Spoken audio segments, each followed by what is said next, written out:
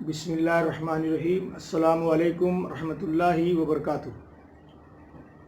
آج lock down میں یہ 7واں جمعہ ہے جو کہ گھر پر ہی ادا کیا جائے گا نماز ظہر کی شکل میں۔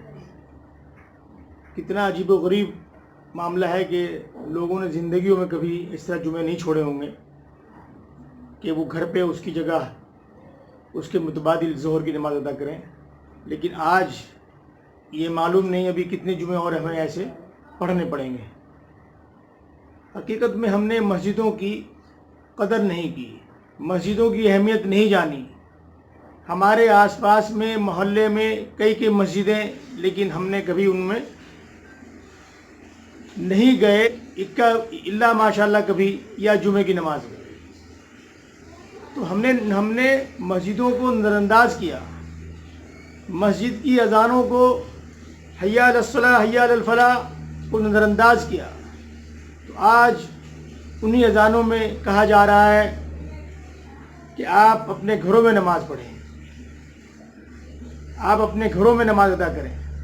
تو اللہ کا قانون بہت زبردست ہے کہ اگر ہم مسجدوں میں جانے والے نہیں تھے بلانے کے باوجود، تو آج اس پوزیشن میں آ گئے کہ اللہ تعالیٰ خود اپنے گھروں سے اعلان کروا رہا ہے کہ تم اپنے گھروں میں نماز پڑھو، مسجدوں میں آؤ ہی نہیں۔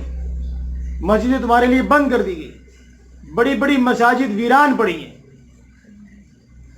مکہ المکرمہ، مسجد نبوی صلی اللہ علیہ وسلم، بیت المقدس، یہ بڑی مساجد، اس کے علاوہ اور دنیا میں جو بڑی مساجد ہیں وہ تمام کی تمام بند ہیں، سوائے اس کے کہ جو لوگ وہاں موجود ہیں اندر وہی نماز ادا کر رہے ہیں، لیکن عام نمازیوں کے لیے ان کو بند کر دیا گیا ہے۔ مسجد کی قدر ان سے جانے جن کے ملکوں میں 30 40 50 کلومیٹر سفر کر کے وہ لوگ نماز ادا کرنے کے لیے مسجد جاتے ہیں۔ ان سے اس کی قدر پوچھیں آپ کہ مسجد کسے کہتے ہیں اور مسجد کی کیا قدر ہے۔ ہم نے اپنے نزدیک میں تمام چیزیں ہوتی ہوئیں ہم نے اللہ کے گھروں کی قدر نہیں کی، آج اس گھر سے ہم کو دور کر دیا گیا۔ یہ بھی ہمارے لیے ایک نصیحت اور عبرت کا مقام ہے کہ ہم سمجھیں جانیں کہ ہم اپنی زندگیوں میں اب تبدیلی کیسے لائیں۔ تو آج اس جمعے کو پھر موقع ہے یہ بات سمجھنے کا، جاننے کا کہ آخر مسجدیں ہمارے لیے کیوں بند کی گئیں، کیوں ہم کو مسجدوں سے دور کیا گیا۔ ہمیں اس پر سوچنا چاہیے۔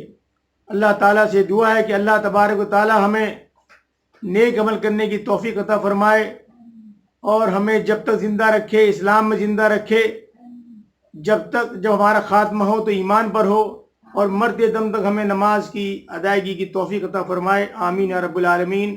آپ سے درخواست ہے کہ آپ اس ویڈیو کو دوسروں تک پہنچائیں تاکہ یہ پیغام باقی لوگوں تک بھی جائے۔